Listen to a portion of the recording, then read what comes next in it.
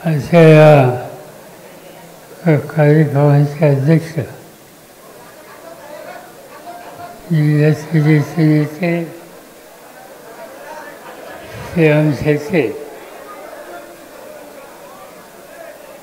यांना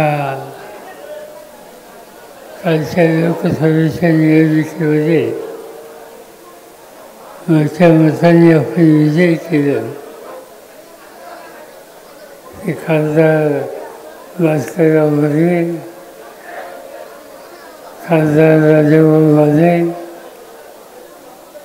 यांचे विचार या ठिकाणी आपण ऐकले. ॲडव्होकेट भगीरथ शिंदे, माजी आमदार मारुतराव पवार, माणिकराव बोरसे, माजी आमदार अनिल कदम, आमचे सहकारी गजानन शेलार, माणिकराव शिंदे, संजय चव्हाण, देशिकाताई चव्हाण, व्यासपीठाचे सगळे मान्यवर, माधवजी आमच्या कुटुंबाचे सगळे घटक आणि सहकारी बंधू भगिनी, आजचा दिवस तुम्हा लोकांच्यासाठी ज्यांनी आपलं आयुष्य दिलं अशा कर्तृत्ववान व्यक्तीच्या स्मरण करण्याचा आजचा दिवस आहे. माधवराव मोगल हे निफाड तालुक्यानं दिलेलं एक अत्यंत प्रभावी आणि सेवाभावी व्यक्तीचा व्यक्तिमत्व होतं.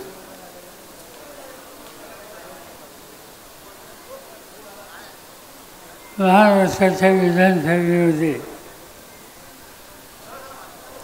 त्यांच्यावर काम करण्याची संधी मला मिळाली. आणि त्या काळामध्ये एखादा सहकारी संकटाच्या काळामध्ये कसा वागतो, कशी साथ देतो, याचं आदर्श उदाहरण हे माधवरावांनी एवढ्या आयुष्यात केलं. मला आठवतंय की महाराष्ट्राच्या विधानसभेमध्ये मी आणि आमच्या सहकाऱ्यांनी लेख घातले. आधी सत्ता हातात होती, ती सत्ता गेली आणि सत्ता गेल्याच्या नंतर नेतृत्वाची एक फळी उभी करणं ही एक महत्त्वाची जबाबदारी आम्हा लोकांच्यावर होती. त्या काळामध्ये महाराष्ट्राच्या अनेक जिल्ह्यामध्ये सत्तेवर असणारे अनेक सरकारी होते, परंतु सत्तेमध्ये बदल झाला. राज्याचं नेतृत्व दुसऱ्यांच्या हातात गेलं. एकेकाळी मुख्यमंत्री पदाची जबाबदारी माझ्यावर होती, ते फरज माझ्या हातून गेलं आणि विरोधी पक्षाच्या नेतृत्वाची जबाबदारी ही माझ्या खांद्यावर येत होती. निवडणुकीमध्ये 30-40 आमदारांनी निवडून आणले आणि राज्याचं नेतृत्व बदललं. त्यावेळेच्या 30-40 मध्ये जवळपास 35पेक्षा अधिक आमदार हे सोडून गेले. आणि त्या काळात जे जिद्दीने राहिले त्याच्यामध्ये नाशिक जिल्ह्यामध्ये महाराजांची ओळख ही सवन महाराष्ट्राला लागेल. महाराज हा स्वतः नरम प्रकृती, साधेपणा, संकट आली तरी धैर्यानं सामना करण्याची वृत्ती, आणि सगळं होत असताना एक दिवशी महाराजराव माझ्याकडे आले आणि सांगितलं, काही चिंता करू नका, आपण पुन्हा उभं करू. संघटनेची जबाबदारी त्यांनी घेतली. ते जिल्ह्याचे अध्यक्ष झाले आणि आम्ही दोघांनी जिल्ह्याच्या तालुक्यामध्ये जाऊन लोकांशी सुसंवाद साधला. मी राज्यातही काम करत होतो, अनेक जिल्ह्यातही काम करत होतो, पण नाशिक जिल्ह्याची सगळी सूत्र ही महाराजांनी आपल्या खांद्यावर घेतली आणि अक्षरशः हा संवेदनदा त्यांनी पायाखाली चुरवला, लोकांचा आत्मविश्वास वाढवला आणि नंतरच्या निवडणुकीमध्ये नाशिकमधल्या सगळ्या जागा ह्या जिंकण्यासाठी आम्हाला लोकांना यश आलं. त्याच्यामध्ये फार मोठा वाटा हा माधवजीरावांचा होता. माधवजीराव एक संस्थात्मक उभारणी करून त्या संस्था व्यवस्थित चालू आहेत कशा याचे आदर्श होते.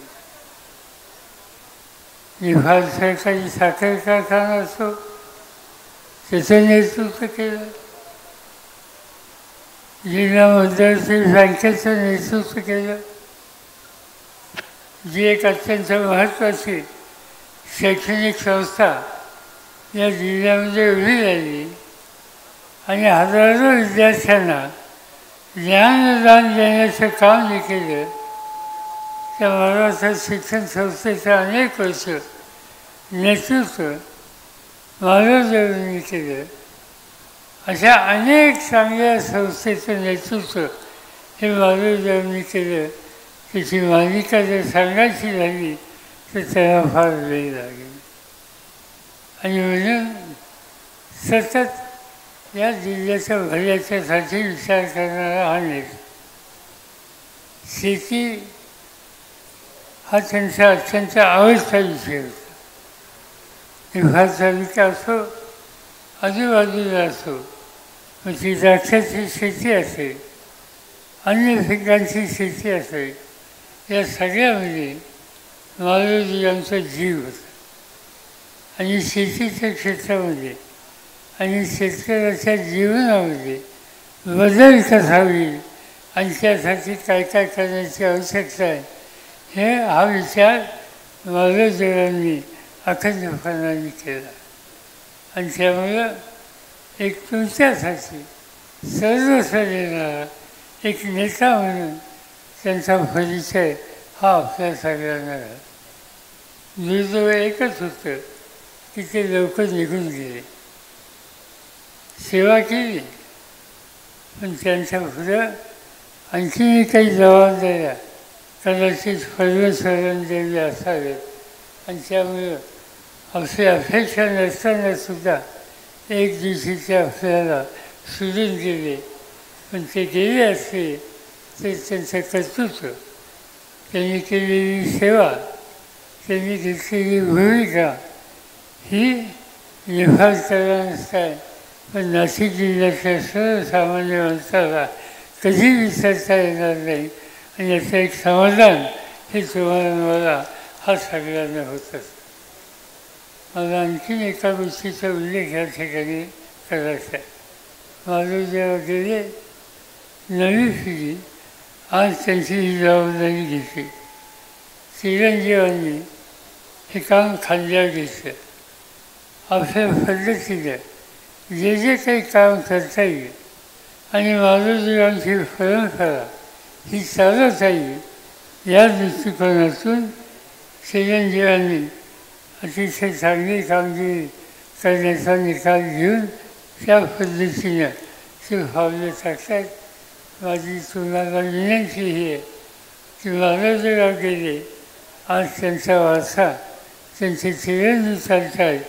तुमची माझी सगळ्यांची जबाबदारी त्यांच्या पाठीशी उभं राहणं आणि माधवजीरावांचं जे काही काम शिल्लक राहिलेले असेल त्याची पूर्तता करण्यासाठी त्यांना सहकार्य करणं, हेच काम तुम्ही सगळेजण मिळून करूया एवढंच या ठिकाणी सांगतो. त्यांच्याबद्दलची कृतज्ञता या ठिकाणी व्यक्त करतो आणि माझे 2 शब्द संपवतो.